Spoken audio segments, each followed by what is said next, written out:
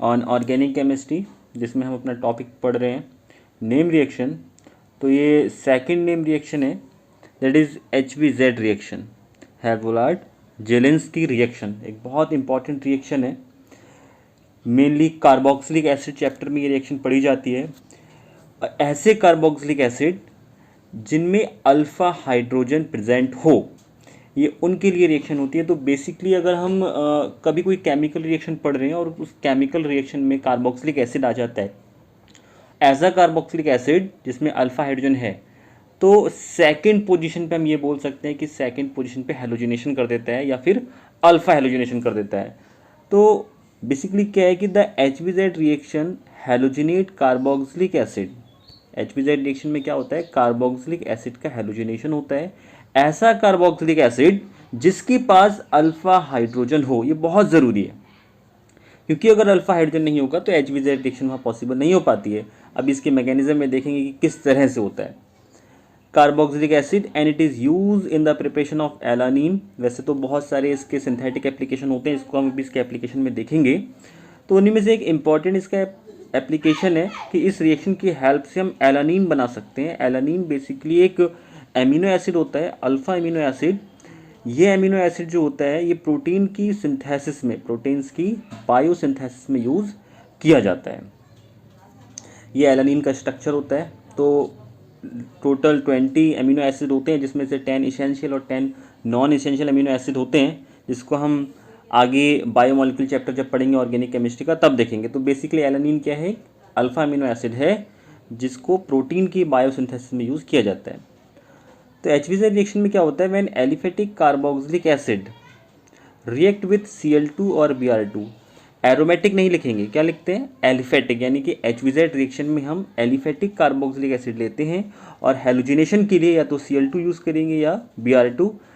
Iodine और fluorine का use नहीं करते हैं, क्योंकि आयोडीन का साइज़ अपने आप में बहुत लार्ज हो जाता है, तो स्टेरिक हिंड्रेंस हो सकती है।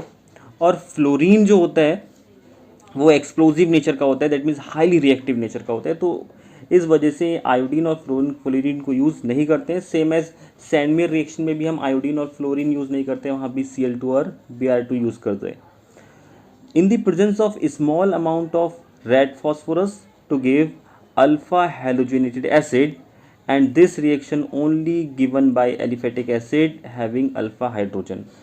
तो HBZ रिएक्शन जो है वो एलिफेटिक कार्बोक्सिलिक एसिड देते हैं, जबकि एरोमेटिक एसिड जो होंगे कार्बोक्सिलिक एसिड वो इस रिएक्शन को नहीं दे पाएंगे, क्योंकि कार्बोक्सिलिक एसिड जब बेंजीन रिंग से अटैच्ड होगा तो बेंजीन रिंग में जहाँ से वो अटैच्ड होगा वहाँ पे हाइड्रोजन होगा नहीं, तो इसलिए उसमें अल्फा हाइड्रोजन अब्सेंस होता है। इसलिए एरोमेटिक एसिड इस रिएक्शन को नहीं देते हैं। इस रिएक्शन को जनरली एलिफेटिक कार्बोक्सिलिक एसिड ही देते हैं, बट इंपॉर्टेंट कंडीशन क्या है कि उनके पास अल्फा हाइड्रोजन प्रेजेंट होना चाहिए। रिएक्शन कुछ इस तरह से होती है, बहुत सिंपल सी रिएक्शन होती है। एक एसिड लिया हमने, कार्बोक्सिलिक एसिड, एसिटिक एसिड है, ये अल्फ़ा कार्बन और इसके पास अल्फ़ा हाइड्रोजन है।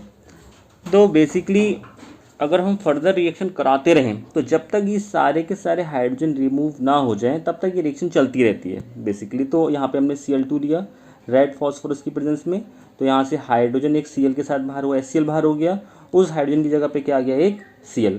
अगेन रिएक्शन करी, 2 हाइड्रोजन अभी भी हैं, एक हाइड्रोजन फिर रिमूव हो गया, Cl2 हो गया, CHCl2, अभी भी एक हाइड्रोजन है। अगेन हमने Cl2 और रेड फॉस्फोरस से रिएक्शन कराई, देन अगेन HCl बाहर और क्या बन गया, CCl3 COOH।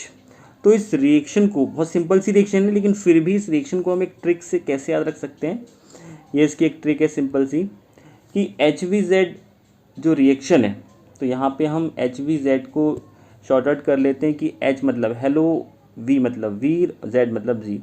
तो एक वीर जी हैं जो कि किसी गैराज वगैरह में काम करते हैं, तो उनका मालिक उनसे कहता है, हेलो वीर जी सुनो, ये मेरी एक कार है, अल्फ़ा हाइड्रोजन वाली कार, मतलब ऐसी एक कार है जिसमें जो फ्यूल है ना वो हाइड्रोजन वाला फ्यूल यूज़ हो रहा है, ऐसा मान सकते हैं। तो हेलो वीर जी सुनो, अल्फ़ा हाइड्रोजन वाली कार, तो कार यहाँ पर रिप्रेजेंट कर रही है कार्बोक्सिलिक एसिड को, और कैसा कार्बोक्सिलिक एसिड, जिसके पास अल्फ़ा हाइड्रोजन हो। तो हेलो वीर जी सुनो, अल्फ़ा हाइड्रोजन वाली कार का हेलोजिनेशन करवा के ले आओ। जैसे हम गाड़ी का सर्विसिंग कराते हैं तो वीर जी से वो कह रहे हैं कि हेलोजिनेशन करवा के ले आओ इसका। अब वीर जी को ये सुन के गुस्सा आ जाता है, ये सुनकर वीर जी को गुस्सा आ गया कि उनको नहीं जाना था, वो थके हुए, वो कह रहे मैं नहीं जाऊँगा, ठीक है, उनको गुस्सा आ गया और ये सुनकर वो गुस्से से लाल पीले हो गए। तो हेलो वीर जी सुनो, अल्फ़ा हाइड्रोजन वाली कार का हेलोजनेशन करवा के ले आओ। ये सुनकर वीर जी को गुस्सा आ गया और वो गुस्से से लाल पीले हो गए। दैट मीन्स लाल यहाँ प्रेजेंट कर रहा है रेड को और पीला रिप्रेजेंट कर रहा है फॉस्फोरस को।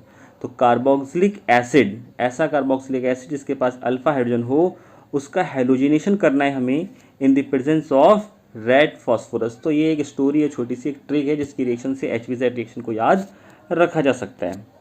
अब देखते हैं इसकी मैकेनिज्म। तो सबसे पहले क्या होता है कि ये जो फॉस्फोरस था, रेड फॉस्फोरस, ये क्लोरीन या ब्रोमीन से रिएक्शन करके पहले ट्राई हैलाइड बनाता है। तो फॉस्फोरस ने क्लोरीन के साथ रिएक्शन करी, क्या बनाया, PCl3। अब हमारे पास क्या है, कार्बोक्सिलिक एसिड। तो यहाँ पे हमने कार्बोक्सिलिक एसिड लिया और यहाँ पे क्या लिया, PCl3। तो हमने लास्ट सैंडमेयर रिएक्शन में पढ़ा था कि PCl3 हो, PCl5 हो या SOCl2 हो, इनका वर्क क्या होता है कि ये जो OH ग्रुप होता है, इस OH ग्रुप को ये Cl में रिप्लेस कर देते हैं। तो सिंपल सा PCl3 ने क्या किया, इस कार्बोक्सिलिक एसिड के OH ग्रुप को Cl से रिप्लेस कर दिया।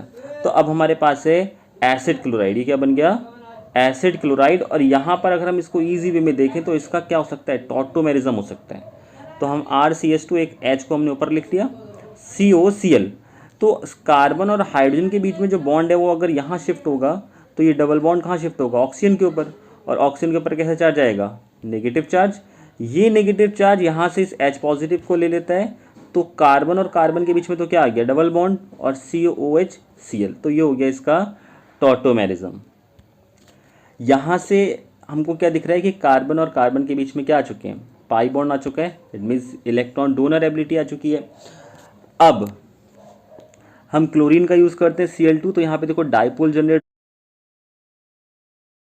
और एक Cl पे, क्लोरीन का यूज़ करते हैं Cl2, तो यहाँ पे देखो डाइपोल जनरेट होगा। एक Cl पे हमने दिखा दिया पार्शियल नेगेटिव चार्ज और एक Cl पे क्या दिखा दिया, पार्शियल पॉजिटिव चार्ज। अब हमारे पास क्या है, RCH double bond COHCl। Again ये ऑक्सीजन के लोन पर जब बैक करेंगे तो ये बॉन्ड कहाँ शिफ्ट होगा, कार्बन के ऊपर। तो इस कार्बन के ऊपर क्या आएगा, नेगेटिव चार्ज। ये नेगेटिव चार्ज यहाँ से Cl पॉजिटिव को लेगा और ये वाला Cl यहाँ से बाहर। तो क्या बनेगा, RCH इस CH से क्या आके जुड़ गया, Cl। ऑक्सीजन ने अपने लोन पे डोनेट किया तो कैसा चार्ज आएगा इसके ऊपर, पॉजिटिव चार्ज। और यहाँ पे क्या लगा हुआ है, Cl। अब ऑक्सीजन के ऊपर पॉजिटिव चार्ज है तो क्या करेगा, ये हाइड्रोजन के इलेक्ट्रॉनों को अपने पास लेगा। दैट मीन्स अपनी अनस्टेबिलिटी को क्या करेगा, स्टेबल बनना चाहेगा। तो यहाँ से H पॉजिटिव बाहर, ये H पॉजिटिव इस Cl नेगेटिव से रिएक्शन करने के बाद HCl बाहर होगा और क्या बनेगा, RCHCl COCl। अगेन ये जो कंपाउंड हमारा बना है RCHCl COCl, अगर हम इसकी हाइड्रोलिसिस कर दें, वाटर से इसकी रिएक्शन करा दें, तो वाटर क्या देगा, H पॉजिटिव और OH नेगेटिव। तो यहाँ से कार्बन और Cl का बॉन्ड अगर ब्रेक हो तो Cl नेगेटिव और H पॉजिटिव क्या बाहर हो जाएगा, HCl। और ये OH नेगेटिव कहाँ ऐड हो जाएगा, इस इलेक्ट्रोफिलिक सेंटर से। तो क्या बन गया, RCHCl COOH, alpha halogenated acid, जो डिज़ायर प्रोडक्ट हमको चाहिए था। फर्दर अगर हम Cl2 से रिएक्शन कराएं राइट फॉस्फोरस से तो इस वाले हाइड्रोजन को भी रिमूव कर सकते हैं। बेसिकली हमें अल्फा हेलोजिनेशन करना होता है, तो इस कार्बन पे क्या आ गया हमारा हेलोजन, जो कि एक अल्फा कार्बन था। अब क्वेश्चन ये आता है कि बेसिकली जब हम रिएक्शन करते हैं तो उस रिएक्शन में कार्बोक्सिलिक एसिड जो है, कार्बोक्सिलिक एसिड यहाँ पे भी तो एक हाइड्रोजन है, ये भी अपने आप में एसिडिक है। और ये जो अल्फा हेलोजन होता है ये भी अपने आप में एसिडिक होता है। तो ये वाला हाइड्रोजन क्यों एलिमिनेट नहीं हो रहा है, ये वाला हाइड्रोजन क्यों एलिमिनेट नहीं हो रहा है, यही वाला क्यों हो रहा है, क्योंकि है तो दोनों ही एसिडिक। तो वो इसकी मैकेनिज्म से हमें पता चलेगा कि ऐसा क्यों होता है। तो मैकेनिज्म जो हम अभी देख रहे थे, क्यों, क्योंकि ये जो OH था यहाँ पे जो एसिडिक कार्बोक्सिलिक एसिड का जो H है वो रिप्लेस हो जाता है PCl3 की वजह से, इसलिए ये वाला हाइड्रोजन रिप्लेस नहीं हो पाता है जो मेन रिएक्शन हम देख रहे थे, इसीलिए अल्फा हाइड्रोजन रिप्लेस होता है। अब इसकी एप्लीकेशन देखते हैं। तो एप्लीकेशन क्या है HBZ रिएक्शन की, कि this reaction has a great synthetic application. अब कैसे एप्लीकेशन, कि ये जो अल्फा हाइड्रोजनेटेड एसिड है, अगर इसकी रिएक्शन NH3 के साथ कराएं तो अल्फ़ा एमिनो एसिड बनेगा, जिसको हमने पहले देखा था एलानिन करके। अगर एक्वस QH के साथ कराएं तो अल्फ़ा हाइड्रोक्सी एसिड बनता है, और अगर एल्कोहलिक QH के साथ कराएं, कि हमें पता है एल्कोहलिक QH जो होता है वो एल्कीन के फॉर्मेशन कर देते हैं जनरली, तो अगर ये alpha hydrogenated acid alcoholic QH के साथ रिएक्शन करेगा तो बनता है अल्फ़ा बीटा अनसैचुरेटेड एसिड। तो अल्फ़ा एमिनो एसिड जो होता है, जिसको एलानिन बोलते हैं, it is use in biosynthesis of protein, इसको प्रोटीन की बायोसिंथेसिस में यूज़ किया जाता है। अल्फ़ा हाइड्रोक्सी एसिड जो होते हैं, it is mainly use in cosmetic industry, इसका यूज़ जनरली कॉस्मेटिक इंडस्ट्री में किया जाता है, और इसको केमिकल पील की तरह भी यूज़ करते हैं। It is also use as a chemical peel. अब केमिकल पील क्या है? केमिकल पील एक टेक्निक होती है, it is a technique which is use to improve and smooth the texture of the skin. जो हमारी स्किन है उसके टेक्सचर को स्मूथ और इम्प्रूव करने के लिए एक टेक्निक होती है, जिसको हम क्या कहते हैं? Chemical peel. Then again alpha beta unsaturated acid. तो अल्फा बीटा अनसैचुरेटेड एसिड का सिंथेटिक एप्लीकेशन क्या है? It is mostly use in the synthesis of anti inflammatory agents और ड्रग्स। ये एंटी इन्फ्लेमेटरी एजेंट्स और ड्रग्स बनाने के लिए यूज़ किया जाता है अल्फा बीटा अनसैचुरेटेड एसिड। तो ये क्या होते हैं? बेसिकली एक प्रॉपर्टी है कि जो हमारे स्वेलिंग वगैरह आ जाती है ना, कहीं पर सूज वगैरह जाता है, कोई चोट वगैरह लग जाती है, किसी वजह से स्वेलिंग आ जाती है, तो स्वेलिंग को रिड्यूस करने के लिए जो ड्रग्स वगैरह यूज़ की जाती हैं उसको हम कहते हैं anti inflammatory agents. So thank you for watching.